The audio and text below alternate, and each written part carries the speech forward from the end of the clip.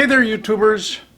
It's only been maybe about a week since I put up my last video. Amazing. I don't usually do them this close together. But today I'd like to make a couple replies to comments that were made recently. One on my last video, one of them on a video from about a year and a half ago. So the first one is a comment made by Kelly O'Brien asking me about my rattle, my homemade rattle, instead of this, you can see it here, this black Luet rattle that I don't like because it's so fine that I don't like messing with 5 openings per inch on their little teeny rattle. It's a real first-class pain to do. So one of the things Kelly wanted to know is it better to have the rattle up here on the castle or down there? I'll aim the camera down in a second. On the back beam. My opinion is up here on the rattle. Number one, because I could make it fit up here, and I'm not a good enough carpenter to make it fit decently down on the back beam. Secondly, when the cloth or when the thread is coming over the top of the castle like this and then going down to the back beam, I can have my leaf sticks in between the rattle and the back beam, and that allows me to kind of sit at the back of the loom as I'm winding on and look at the threads going across the leaf sticks and make sure there's no tangles there, that if they did get tangled it could cause me a breakage. So when the rattle goes on, and this is the rattle without any cotter pins on it, it just sits up here like that. And what I did when I made it, I routed out this little channel right here that fits directly over the built-in Luet rattle. So that is what holds this thing in place. Now the other question that Kelly had was about the cotter pins that I use. I've got my cotter pins set at 1 inch apart. You won't be able to see this, it's way too small, but she wanted to know what size cotter pins I was using. So using my handy dandy little ruler, the cotter pin is 1.5 inches long, and when I hold it up laying against there, I can see that the diameter of the cotter pin is about 1/8 of an inch. So 1.5 inches by 1/8 is the cotter pin size that I'm using. Okay, that answers all the questions, I think, for Kelly. The other comment came from Vivian Ann of the Two Lady Homesteaders Hodge about my current project when I was showing you all those colors last time around. And one of the things that Vivian says is that in the Weaver's Craft book from the year 2000, volume 1, number 5, on pages 8 to 12, Gene Skoji gives instructions for easy plaids in rainbow colors. And I've got that series. In fact, as Vivian reminded me, I had done a video about that a few years ago. So I went and pulled out that series of books, and do I have that here? Just a second, I'm going to go find it. Found it. So here's Weaver's Craft, the one I just mentioned, and she's got a bunch of comments on here about making plaids in multiple colors. So I thought, that's pretty interesting. So I kind of took Vivian Ann's suggestion, and I'm doing a sort of a plaid. Now I'm not using the same combination of stripes that is in this Weaver's Craft, but I'm using the concept of a plaid rather than just a plain, you know, for example, 20 threads of this color, then 20 of that, then 20 of that. I wanted something a little bit more complex and yet easy to weave. So I've got it set up like that, and I'm partway through the threading of the heddles process. Let's aim you down and zoom you in.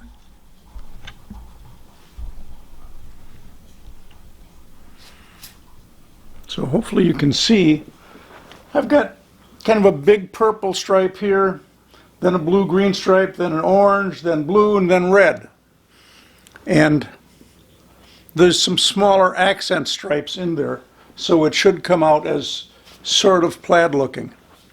Anyways, that's what I've chosen to do with all this colored yarn, and that's the project. I'm in the process of threading the heddles now. So I'm doing them in batches of about an inch. Where I do solid colors, it's an inch long. I'm going to do this at 24 ends per inch. So there's 24 in each of these fine little orange sets. But in the next batch, I'm doing 28 because that's where all my stripes are. So 1, 2, 3, 5. I set this up as if it were 4-shaft twill, but because I needed more heddles on shaft 3 and 4 than I have on shaft 3 and 4, I decided that it would be easier to use more shafts than to move heddles. So I'm using shafts 3 and 5 as if they were just on shaft 3. No, I'm saying that wrong. I'm using shaft 3 and 4 as if they were just shaft 3, and shaft 5 and 6 as if it were just shaft 4. So I've spread this out to save myself moving the heddles, because on this Luette spring loom, moving the heddles is a first-class pain in the seat of the pants. Okay, YouTubers, take a look at the screen and you can see a screen capture of me using the TempoWeave program. I've got it set up showing a 2x2 twill, threaded 1, 2, 3, 4, 1, 2, 3, 4, 1, 2, 3, 4, ad infinitum, out to 620 threads of warp wide, which is how wide my current project is. In this example, I am not showing you the colors of my current warp, but I'm not interested in colors right this minute. I'm interested in how many shafts or how many heddles I need to use.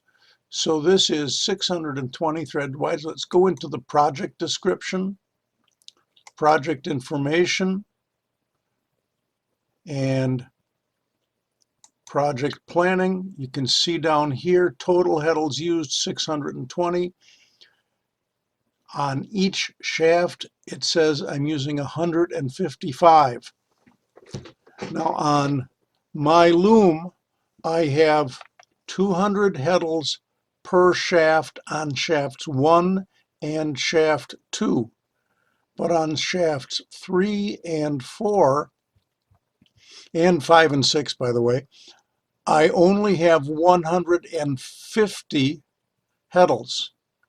So with this shaft 3 and 4 being at 155, I have two choices. I can either move some heddles, or I can spread my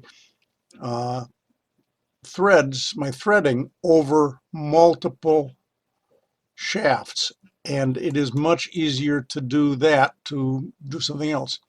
And TempoWeave has a very nice little tool for doing that. So before I get into that, let's just take a look at my treadling. I'm treadling 1, 2, 3, 4, 1, 2, 3, 4, 1, 2, 3, 4, etc. And the tie-up that I've got set up in the program is treadle number 1 will be shafts 1 and 2. Treadle number 2 will be shafts 2 and 3. Treadle number 4 will be shafts 3 and 4. And treadle number 4 will be shafts 1 and 4. There is a really nice tool in TempoWeave. I'm going to go into the Tools menu, and we're going to go over to this tool called Warp Spread. We'll choose that. I'm going to move it down just a little bit so you can see better. Remember, shafts 1 and 2 are just fine. I have 200 heddles on each, no problem. But shafts 3 and 4, I need to move. So I'm going to move to shaft 4 first, and I'm going to spread that. I'm going to move shaft, everything that's up here on 4 is going to now move to shafts 5 and 6. So watch what happens to my treadling and my tie-up, as well as what happens to what's on shaft 4 when I click on this spread button. There you go. Everything that was on shaft 4 is now on shafts 5 and 6, and it has been spread out evenly across the entire width of my project. Let's do the same thing for shaft 3. Except instead of spreading to 5 and 6, we're going to spread it to shafts 3 and 4.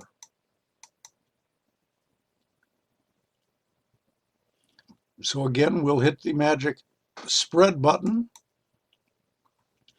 So now what was on 3 is on 3 and 4. 3 and 4. What was on 4 is now on 5 and 6. I'm done with this shaft spread feature, and it has adjusted my tie-up so that when I crawl into the loom to set this up, I've got the corrected tie-up. My treadling did not change, but my threading did change.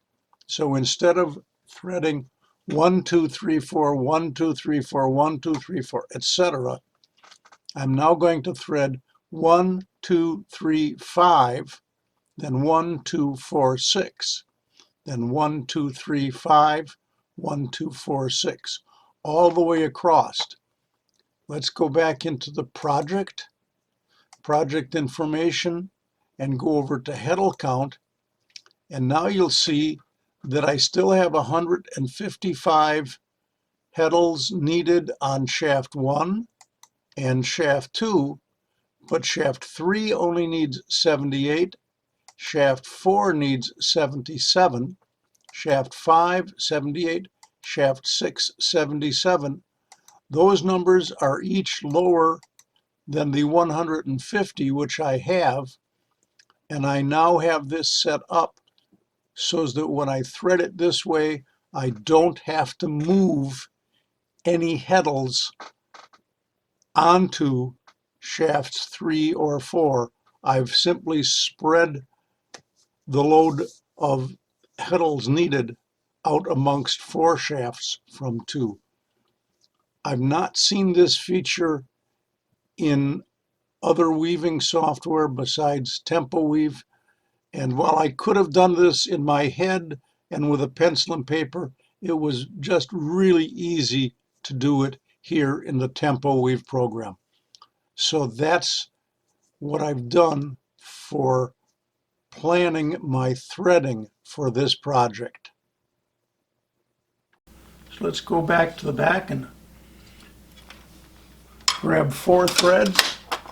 I'm not real fast at doing this, and I'm not real highly organized at it either, but I get it done. It just takes me a while. So we'll go through here, and we're just going to thread 1 heddle, 2,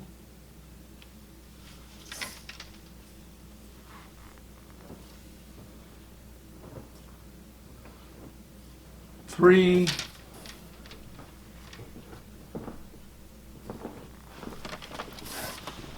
4 heddles threaded out of 620, so it'll be a while. Anyways, that's it for now.